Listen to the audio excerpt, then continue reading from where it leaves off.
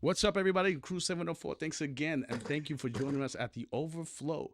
And as always, hit that like, subscribe button so that you can always stay in tune.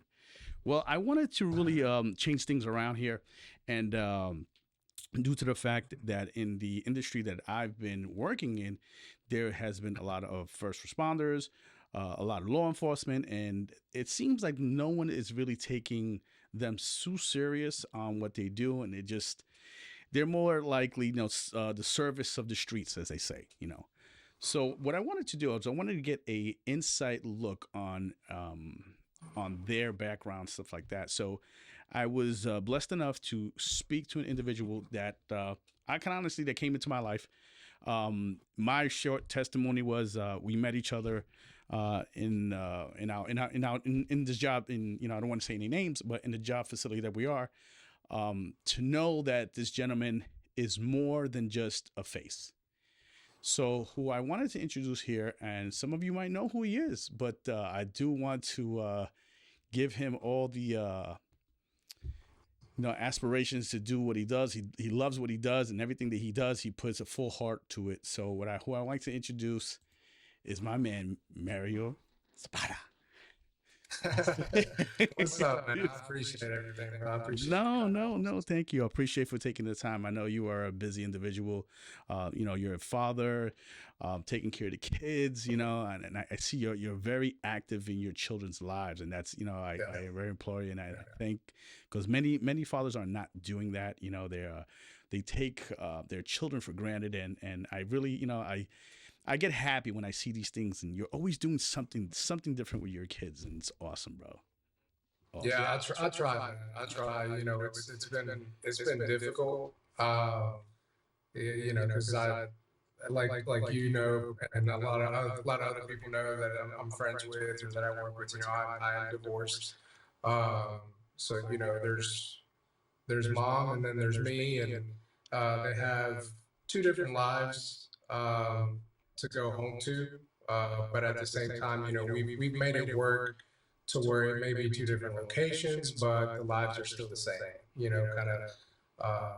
They're still following the same rules at both houses. There's still some cohesiveness in the chaos of separation and divorce, and having your parents not living in the same house.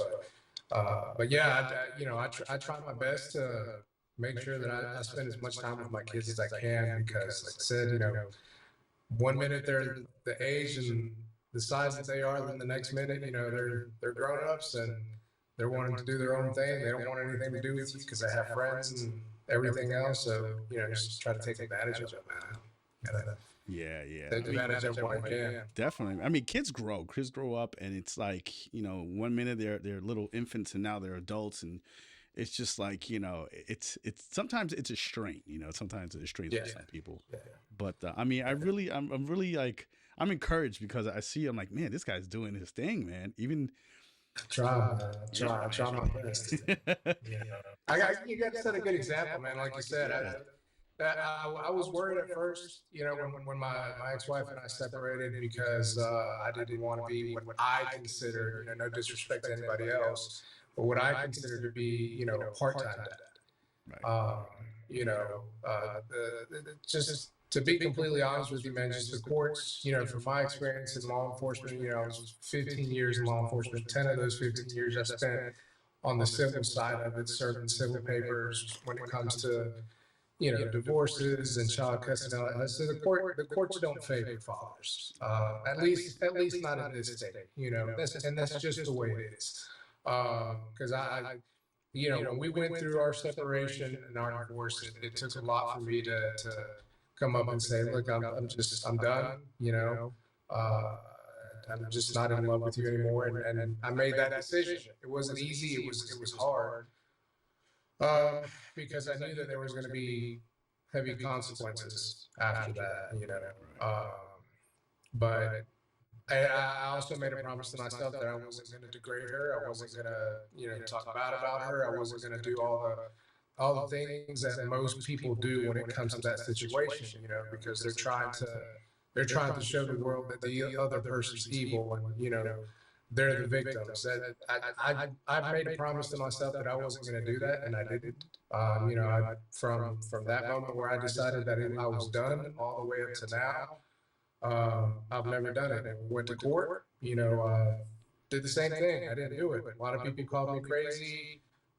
Sure enough, she showed up, and she showed up in court with her papers and, like, stacks of photos of the kids' room, and, trying to say that this, that, and the third. And I'm just like, I'm over here like, Your Honor, I just want my kids. I just want Yeah. fair, equitable distribution of my children. I'm not saying that she's a bad mom at all whatsoever. She's a good mother. She's always taking care of the kids. Yeah. But one of the toughest things, man, is being a first responder. Being a first responder. Because that man in that courtroom looked at me dead square in the face. He looked at me dead square in the eyes and said that you are an unreliable parent. I said, I couldn't believe they said that. I couldn't believe he said it. Because I've been a first responder my whole adult life. It's all I've ever done. I had a small little stint where I got out of it for a little bit, tried the whole 9 to 5, it just wasn't me. Right. But that was the whole plan for her side in court, was to basically say that I'm unreliable. And in North Carolina, there's no thing as 50-50 custody. Right. A lot of people think, I'm just going to go to court and it's 50-50 custody. No such thing. Not in this state, not North Carolina. There's a parent that has primary custody. There's a parent that has secondary custody. Right. It's not the same as 50-50. Wow. So, what they did is they ended up saying that I was unreliable because of my job. Wow. Because I'm a first responder. Wow. And I, honest to goodness, I couldn't believe that happened. I couldn't believe that those were the words that were said in open court. Wow. I've devoted my life to public service in some way, shape, or form. I've provided for my kids and my family that way for the last 20 plus years. So for a court to sit there and tell me that I am an unreliable parent, Right. that was a dagger. I'm not gonna lie, that was really a dagger in the heart. Like, that is when I personally felt that the system failed me. Yeah. Yeah. After everything that I've done for the system, everything that I've sacrificed for the system, that's where I realized the system failed me. Wow. And it was tough. It was tough because she ended up getting primary custody of the children. Right.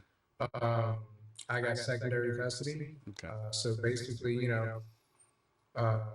I see them every day. I used to pick them. I used to take them to school every single morning. Right. I would get off work. Right. I'd go home, chill out for about an hour, then run over to her house, pick up the kids, take them to school, then go home and sleep. Now they've gotten to the point where they ride the bus. Wow. So I can. They actually enjoy riding the bus, but now I can just go home and I'll double check with her before the night's up. Are they riding or am I picking up? So now I can go home and actually lay down and get some rest. But I'm not gonna lie, man, I miss those moments of picking them up and taking them to school, because for me, 10 minutes every morning is worthwhile. Yeah. There's 10 minutes that I can talk to them, laugh with them, share, have an experience with them. And then, of course, I pick them up after school. When I'm not working, I pick them up after school. They stay with me till mom gets off at 5:30 or at 5, and she picks them up. And they stay with me every other Wednesday and every other weekend.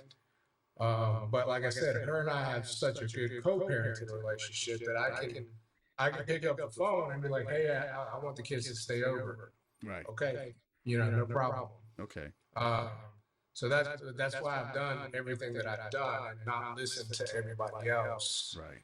Because even though I may be literally paying the price after everything, the most valuable thing for me has been the ability to be able to spend time with my kids the way I have. Right.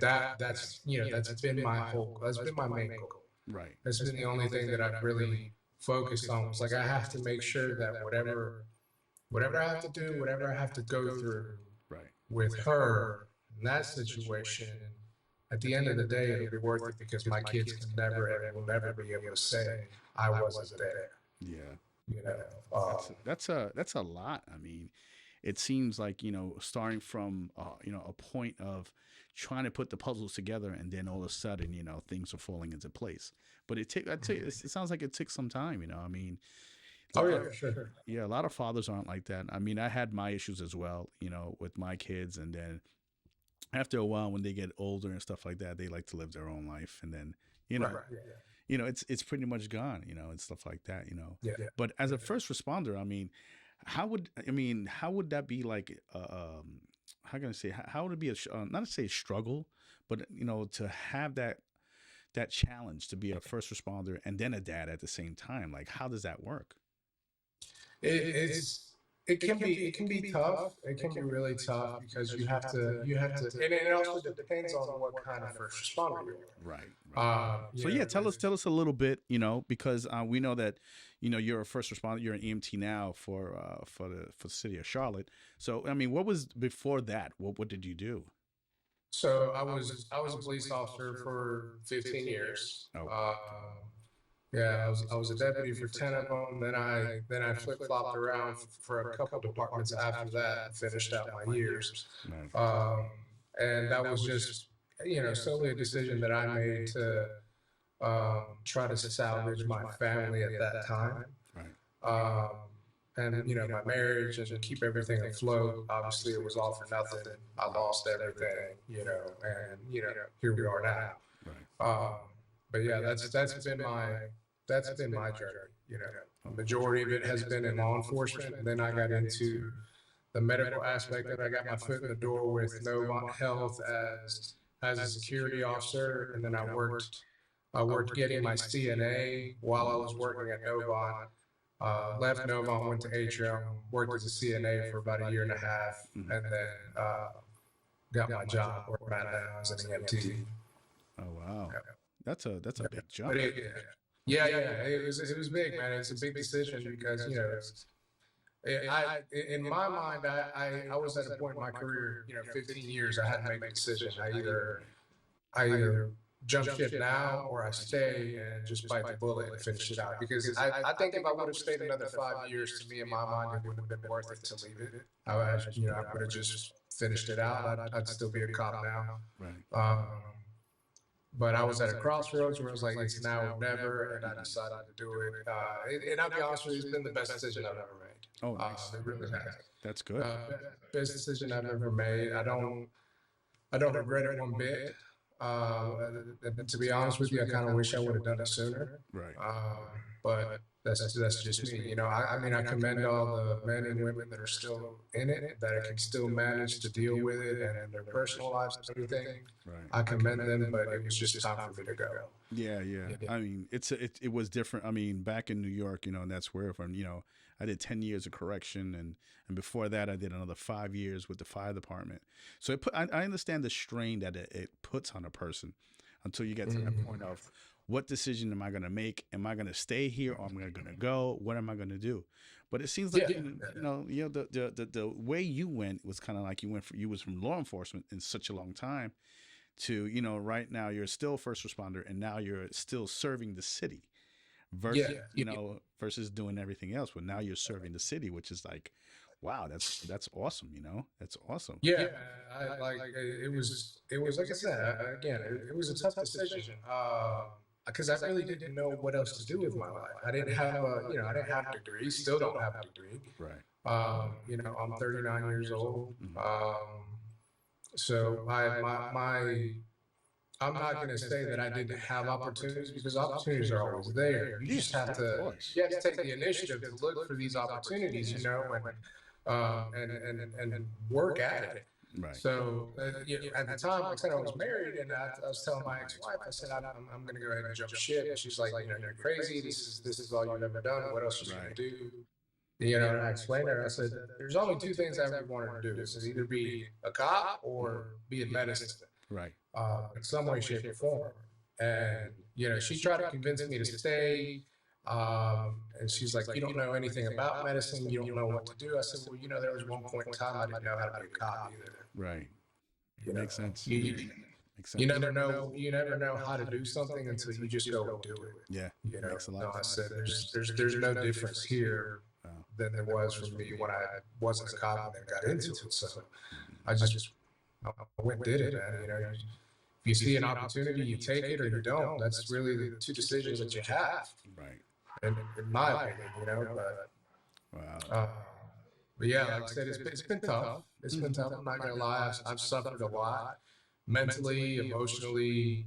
Um, I've got the usual, usual cocktails I like to call it that most of us get from being a first responder: anxiety, PTSD, depression.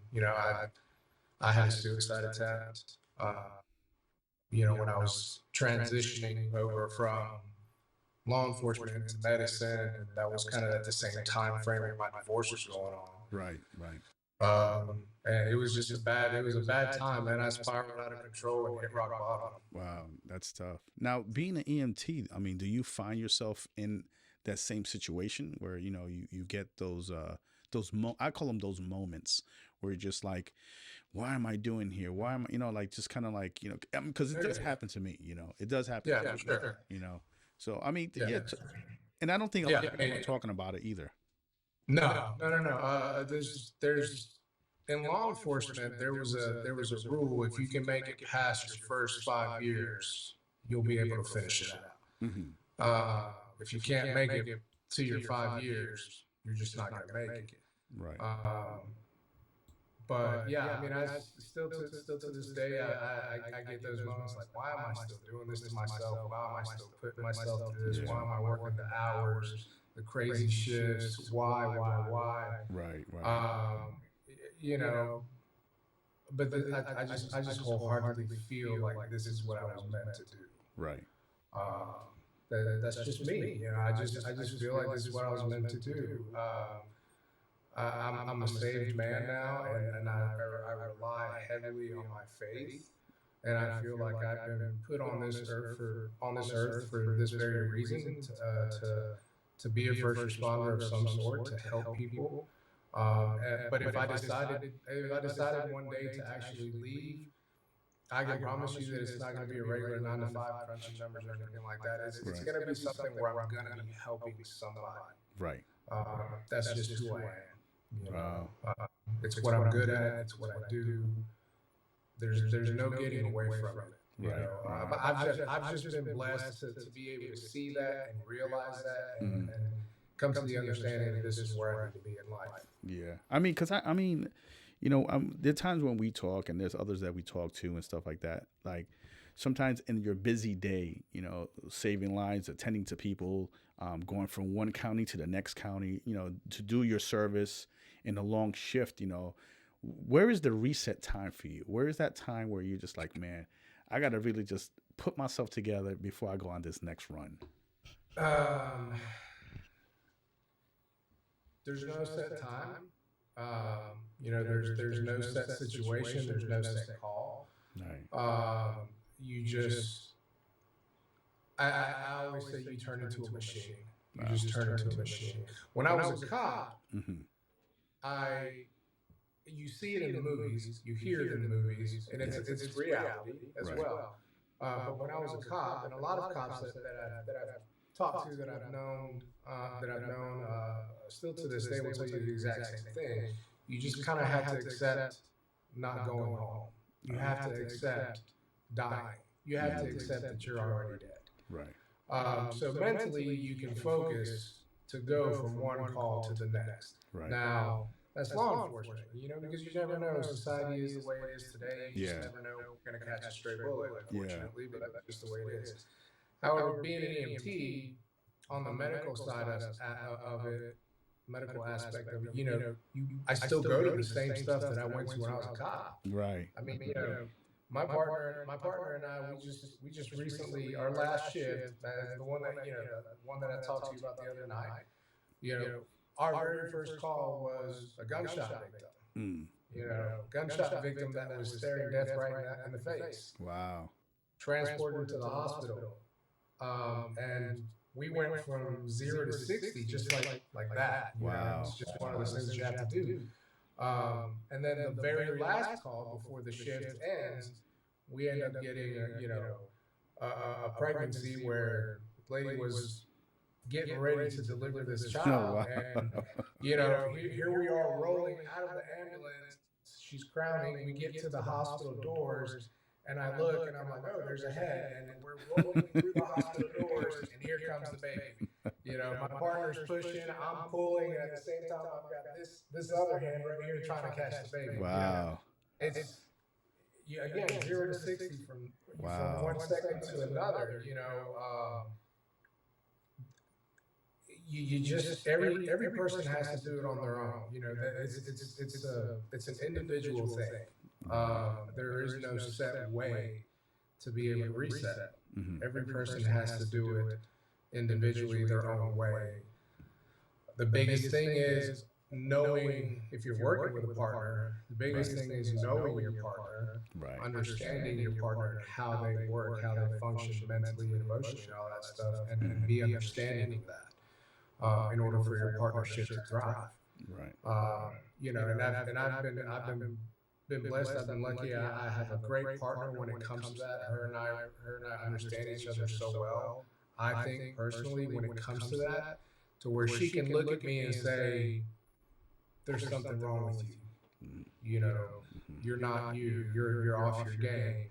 And I don't take it personal. I appreciate that she recognizes that. I appreciate that she sees that, because that's kind of like a reset for me. Right. Like, oh, you know, my partner's saying I'm off my game. Like, I need to get back on it. You know, Right. I need to say, hey, can we talk about this? Mm-hmm. You know, we can just hash it out, talk about it, whatever it may be, and move on to the next one. Right. Yeah. But yeah, each individual person has to do it on their own way, on their own time, and try to figure it out. It's hard, especially if you're on a BLS truck, when you're hopping from call to call. You just Right. don't have any time. Right. You have to figure it out somehow.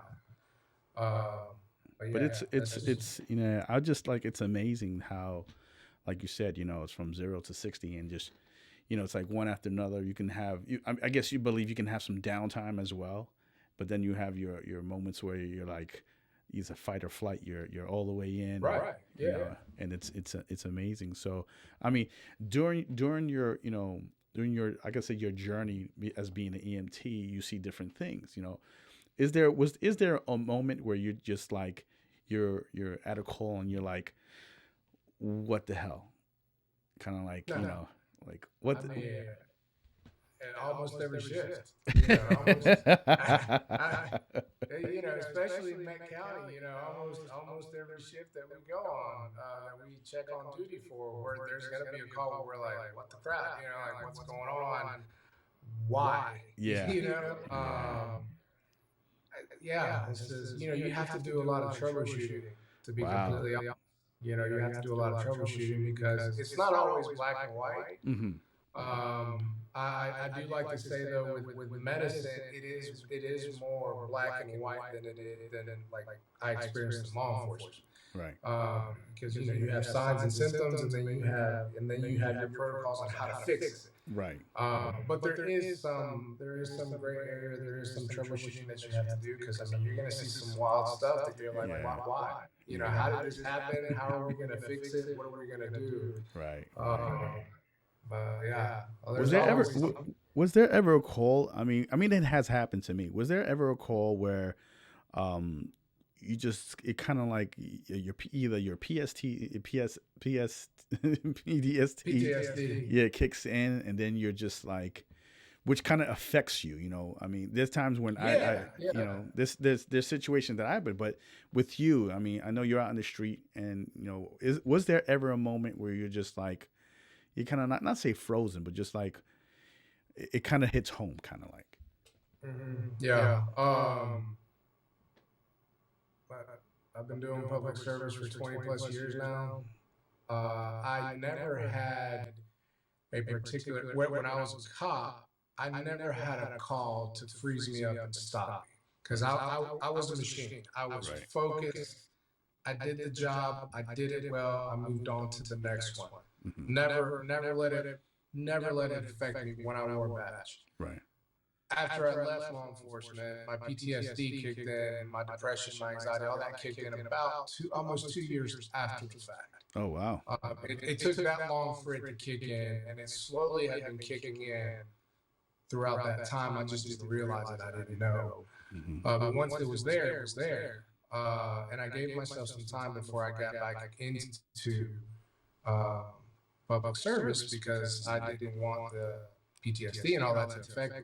Right. So, I started off in communications. I gave him 6 months, man. That's all I could do, and I couldn't. Really?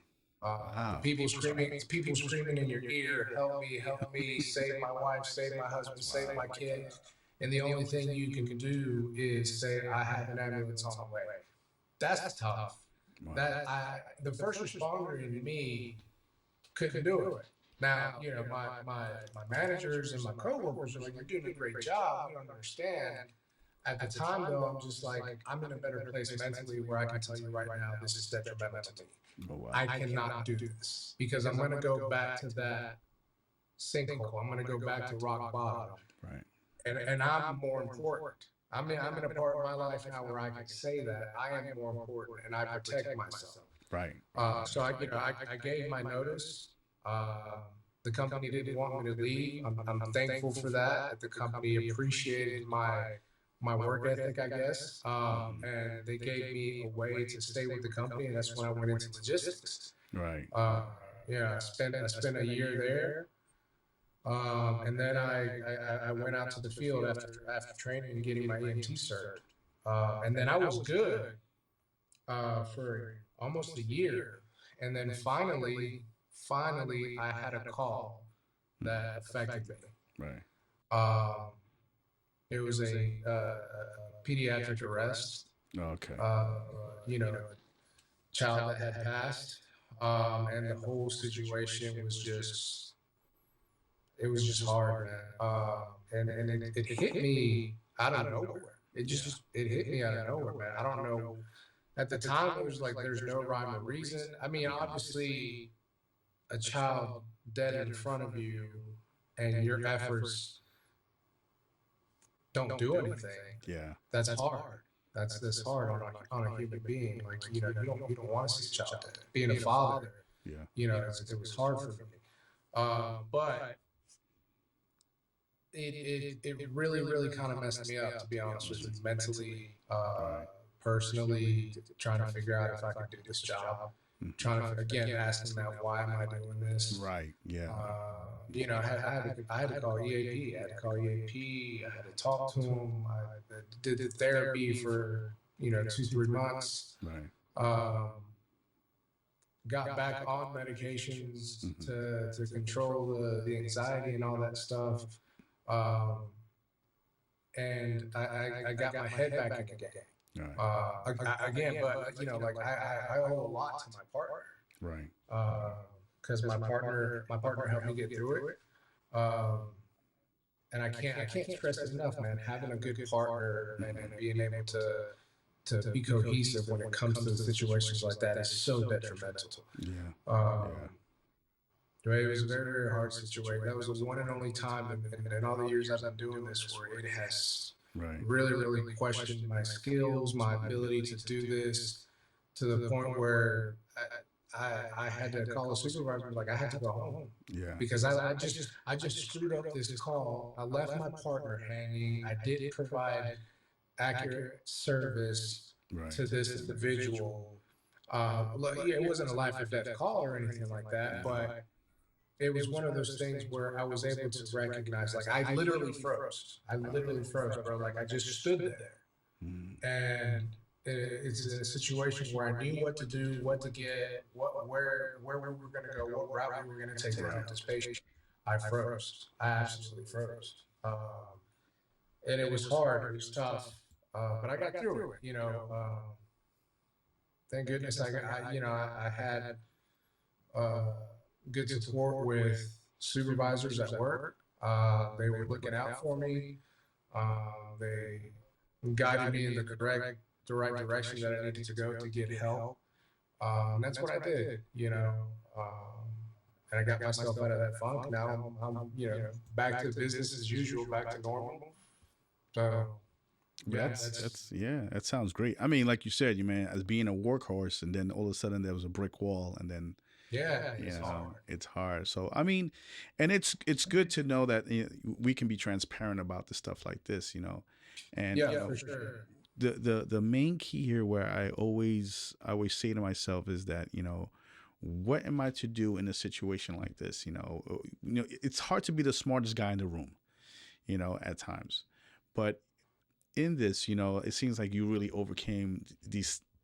They're obstacles, pretty much. They're obstacles in your life. Yeah, You know, yeah. so I mean, I wanted to know, how did your faith, come out of this? I mean, we all have some sort of faith, but it seems like Yeah, you get that extra oomph. You know what I'm saying?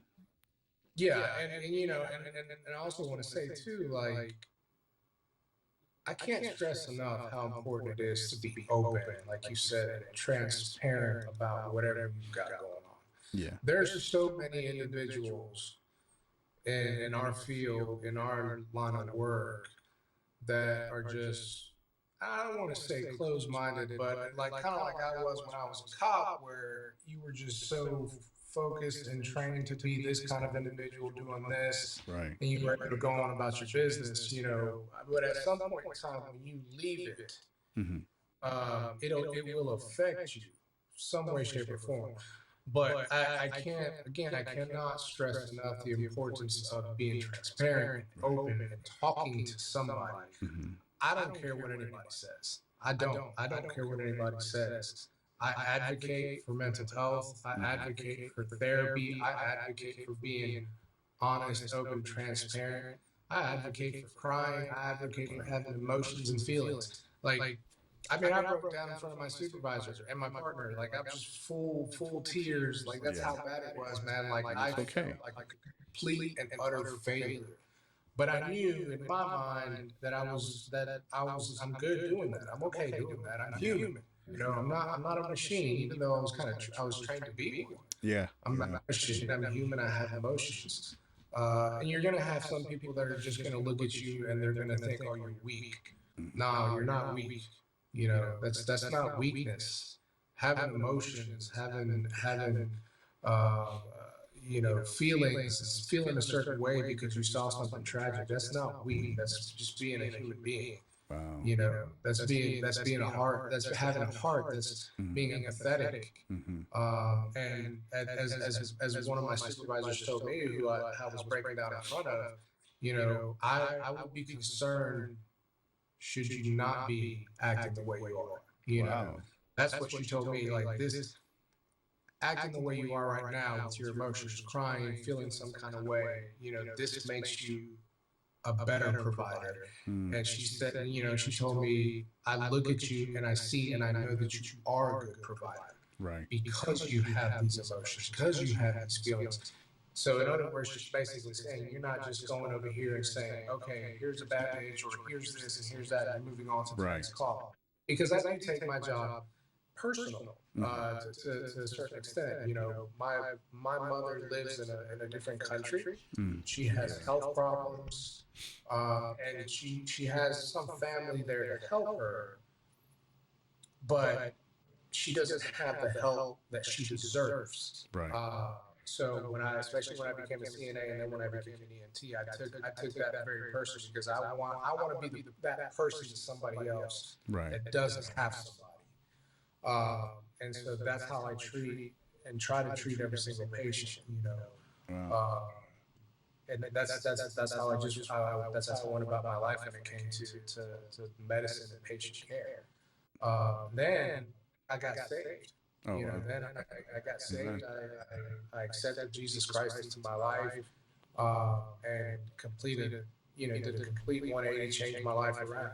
Wow. And that was a huge factor in getting me through that situation at work. Wow. Uh, I had a huge religious support group at church. I just my church in general overall. I'm blessed to have many first responders in that church Okay. that know what I've gone through, know you know the tragedies and horrors that we see. Mm-hmm. And I have a good friend of mine who disciples me at church. Nice. Um, and him and I talk Bible, we talk religion, and we talk scripture and all that stuff, and it really does help me get through it. I actually had um, a moment where I felt like I was going to quit. Wow. My partner was worried because she thought I was going to quit, and I came close. I came close to just hanging it up and be done. Um, had it not been for my religion, had it not been for my belief in my religion in Christ, Mm-hmm. my first day back, because I had taken FMLA, Right. my first day back at work, that night prior, and then that day before I went to work, I had prayed, I asked God to be with me, watch over me, to give me the strength, have His hand on my shoulder and keep moving forward to do my job correctly. Um, and I was nervous. I was nervous. I'm not gonna lie. I went to work. I saw my partner, which helped me a lot because I knew I was okay with my partner, Right. but I still had that nervousness. Yeah. I looked on the monitors to see, what truck we were on, Right. and I saw that we had a third individual in our truck, which Right. is weird because you're normally, two people to a truck. Right. So I'm like, all right, whatever. It's either a mistake or it's somebody new that, the partner called out or whatever. Yeah. So I just went on about my business, got in my truck, and then I met the guy. Very nice guy, very smart, very seasoned, experienced. Been through a lot of stuff. Knows how to do his job. Right. Great partner. Right. Come to find out that this man was his partner called out, Okay. and supervisor put him on our truck. Now he was on a different truck at first. OA had put him on a different truck. The supervisor handpicked him, moved him, put him on our truck. Right. It was weird to us. Why? And then we get to talking. Come to find out, man, this man is a certified post PTSD therapist. Deals specifically with trauma, PTSD, depression. He is a Army combat medic veteran. Wow. Who has dealt with a lot of stuff in his personal life as well as other individuals, and then in the civilian life, again, certified therapist to deal with PTSD and all that stuff. Right. And he's on my truck. Like I just prayed for God to be over me and watch me and help me get through this. And here I have this therapist. Wow. Who was put on my truck, who deals specifically with everything I've been dealing with and going through. Most people are going to look at this and say, man, it's just coincidence. Oh, it's just the only truck available. We have how many trucks at work, bro? We've got 78 trucks at work. Mm-hmm. You mean to tell me that out of 78 trucks at work, there wasn't another truck available for this man? Like, to me, that's just not how my brain works. No. Different, when it comes to spirituality and my religion, like, to me, that's God, entering my life. Yeah. Entering my prayers and doing His work. To me, that's God telling His partner, today you need a break. Yeah. Don't go to work. To me, that's God telling that supervisor who knows what I've been dealing with, because he's been at the forefront of it. Right. That's God telling this man, hey, I'm going to give you an idea. Let's help Mario out and put this man on this truck. Yeah. Mm-hmm.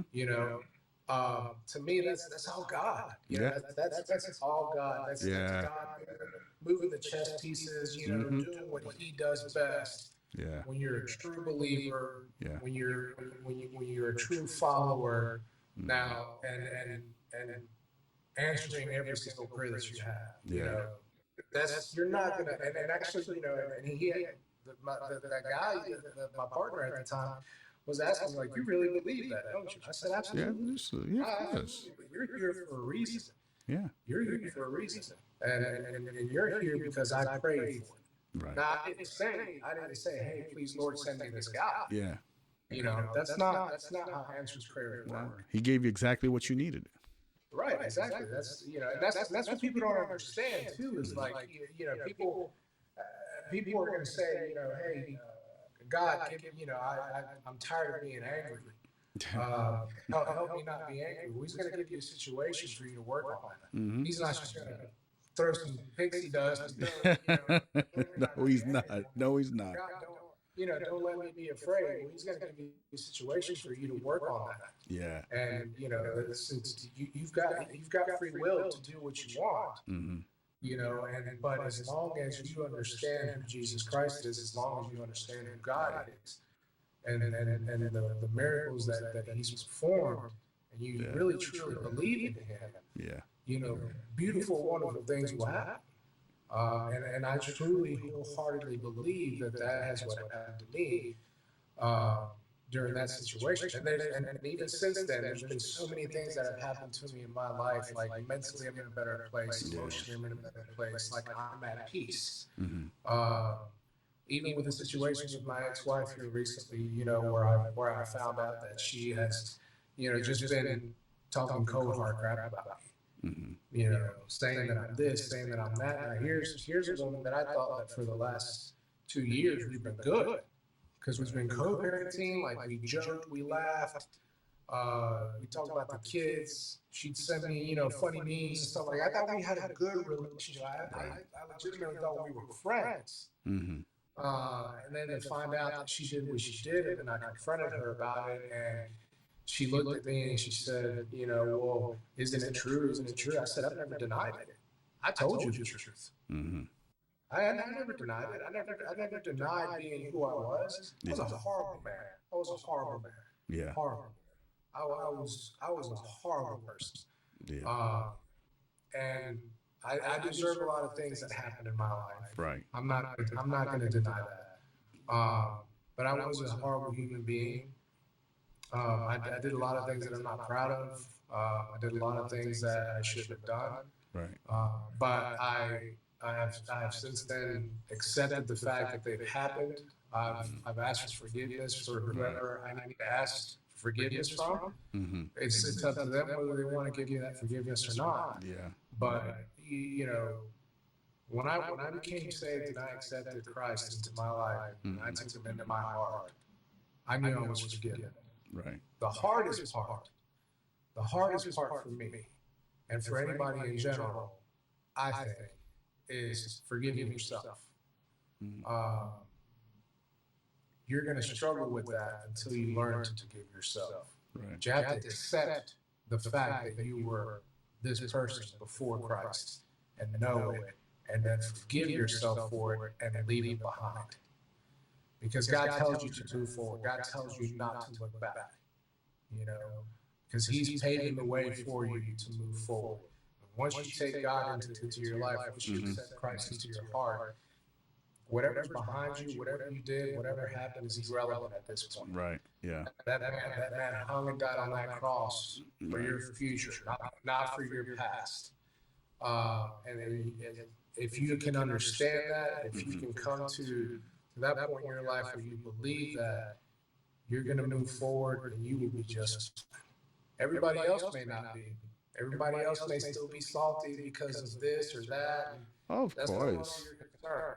It's it's you're not the only one, brother. You're not the only one. And I always say, that if I recognize the things that I have done, then I would know better, because remember, we are filthy rags. We're the rags in the beginning of that. We're filthy rags.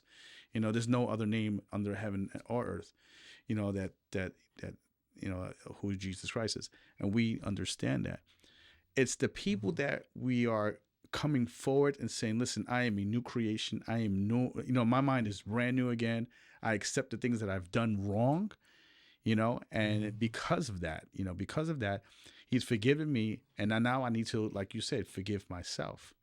But that's not something that you should always carry with you. That's exactly. unwanted baggage. That's what we call unwanted baggage, but Right. To know that, all right, I'm moving in this path, because as they say, the broad road to destruction is very wide, and the road to righteousness is very narrow.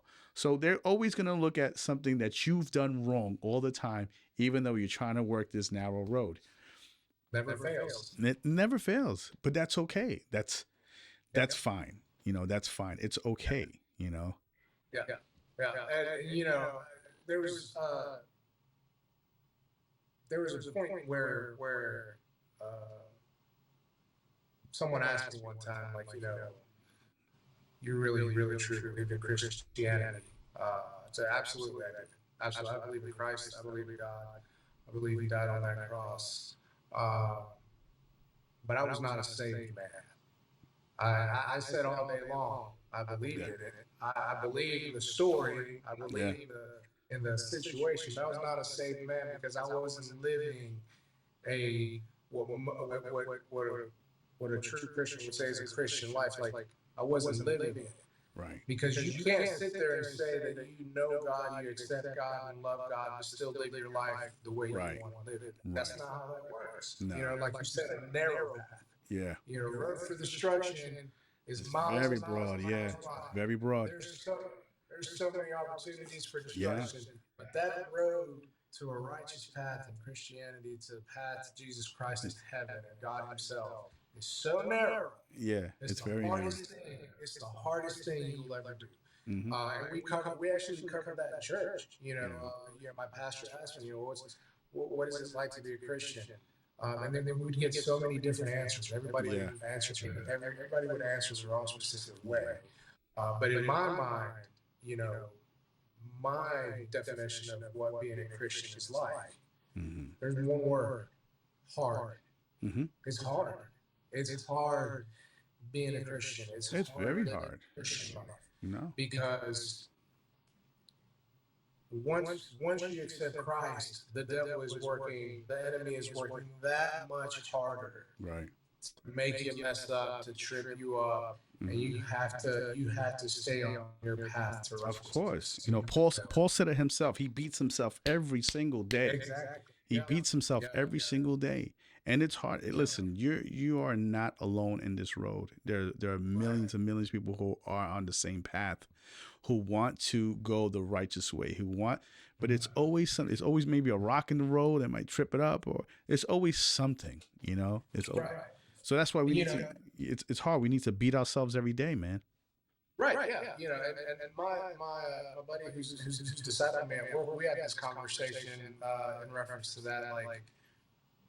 How did you go about your life, living your life as a true Christian? Well,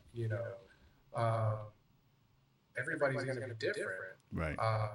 But like I said, living a Christian life is hard because you have so many influences from the enemy. Mm-hmm. Just music itself, right? Simple bumper stickers. That are leading you, that are saying things that aren't really Christian as far as Christian way of life. Certain beliefs. It's everywhere. It's all around you. Yeah. And I've always said it, man. I've always said it. God's name is not brought up enough. No. And I feel, me personally, that Christians or individuals that believe in Christ are not true believers. They want to be, but I feel like they're scared. I feel like they're worried about ridicule. I feel like they're worried about, being judged, or people saying, "Oh, you're a Bible thumper," or this, that, and the other. Yeah. Being a Christian is actually a derogatory term, or it was a derogatory term. Little Christ is what it's supposed to mean. Right. And I learned that from my pastor the other day. So there's a lot of negative connotations to being a believer, and I feel like if true believers actually go out there and spread the gospel like Christ commanded Peter to do, go out there and make Christian, make disciples. Yeah. right, go out there and make disciples. If we actually did that, I feel like things could be a lot different. Because all it takes is one time. Yeah. All it takes is one time. I'll give you my partner, for example. Because I just recently saved my save date was November 10th of last year. I'm a recently saved man. That's how long I've been living my life as an evil individual. I was recently saved. Um, but I opened my Bible up one day in the truck while we were at work, and I was reading some scripture. And my partner looked over, and then she asked me, can we read that out loud, or can we read that together, or something like that? I can't remember exactly what she said, but I was like, yeah, absolutely. Like, yeah, let's read this together. Like, Yeah. heck yeah. But all it took was for me to open the Bible. All it took was for me to open this book up, these 66 books, and start showing someone that I am not ashamed. Yeah. Showing someone that I am not afraid Right. to sit here and say I love Christ, to sit here and say that I love God, to sit here and say that I'm going to follow Him to the ends of whenever, Right. Until the day He returns to take me home. Like that's all it takes. And as a true believer, I feel like that's what we need to be doing. And just bring up God, talk to God. Yeah. It's yeah. Say you're this or that. Let them say whatever, because there is somebody that's looking and wanting salvation. Yeah, there is. But they need somebody to hold their hand, or they need somebody to guide the way, or they need some sort of comfort to take them to where they need to be, so they can find their salvation. Yeah, that's all you got to do. It's really hard. It's hard for people because we live in a world now that we kind of sissified Christ. We added our own, as they say, our own doctrines to it, and it just gets confused. And for people, they'll just run away from it, not knowing that Christ always said that that they're gonna hate you because they hated me. So these are the things where we have to really, really, really take key to it. To each one teach one. We have to do that. I feel like life outside of Christ, life outside of God is a sickness. I feel like it's a sickness that has a remedy to it. Right. And that remedy is Jesus Christ. That's talking medicine. We're working in the medical field. Life outside of Christ is a sickness. Life outside of God is a sickness. Your medicine is Jesus Christ Himself, because you can only go to God through Christ. Amen. And until you do that, you're going to remain a sick person. Yeah. Wherever you're at in your life, that's where you're going to remain. It's my opinion, and that's coming from Scripture. Like you're only going to get through God or to God through Christ. Right. Only way you can do it. No one can go to the Father but through me. Yeah, that's right. So, ending in this, and I wanted to get really just a small indent in you. Like, what would you give to the next person? You're talking about discipling. You're talking about not being ashamed of the gospel and stuff like that. Like, what would your way to tell others, invite Christ into your life? Like, what would be a key for those who may not know? Like, what is the big key, for you? Ask questions. Don't be afraid. Me personally, I'm going to invite you to church. Let's go to church. Let's go to church. Come sit next to me in church. Let's listen to the word. Let's praise. Don't be afraid. I'm going to be right there with you. I won't leave your side. God, Christ, He's not going to leave my side. As somebody that wants to disciple someone else, or as somebody that wants to introduce Christ into their life, I'm not going to leave your side either. And that's what I'm going to do for you. For anyone watching this that's needing a church, that wants a church, Redemption Church of Concord, that's where I go to. Pastor Stephen Henson, he's also the chaplain for the Concord Police Department in Concord, North Carolina. He was just recently dubbed the chaplain for the police department. Amen. That church, and Steve and our pastor, and all the other men and women that deal with the women's side of it. That church is different, bro. Like that church is different, man. They're doing something. They're doing something big. They actually have this right here. It's called making a disciple. Making a disciple, creating a culture of disciples who make disciples. Nice, nice. Yeah, yeah. And that's a huge thing. You know, it's not something that they just do. It's something that has been done for a long time, apparently. But this is the one and only church that I've ever gone to that has this, and it provides you guidance, it provides you another man in your life to help you move down the road of righteousness. Right. And on top of that, it gives you accountability. Wow. To be the follower that you should be, that you need to be in order to live a righteous life. So yeah, that would be my take. You know, go find yourself a church. You need a church. I was one of those guys that said you don't have to go to church. You have to go to church. No, that's not true. You need a church. You need that congregation. You need that body. Yeah. You need that like-minded individuals. Yeah. Yeah. To help you stay on that path, man. So Redemption Church in Concord, if you're in the Concord area, we'd love to have you. You know, please show up. Sunday mornings, you know, we're going to be there. Service starts at 10 o'clock. You know, feel free to come in at 9:30. We'll have coffee and, you know, some treats for you. You know, and like I said, just come out. Ask for me if you see this. Awesome. Awesome. You know, yeah, we'll get you going. Well, Mary, I thank you so much for your time and sharing your testimony and being transparent and the things that you're doing. You know, I continue and I commend you for everything that you're doing. And, you know, may the Lord keep his eyes on you and his hands on you and your family, too. So, as always, man, this is Crew 704. Man, this is exciting, man, to talk to great individuals like this, man. So as always, Crew 704, don't forget to hit the like, subscribe button so you can stay in tune. And as always, stay blessed.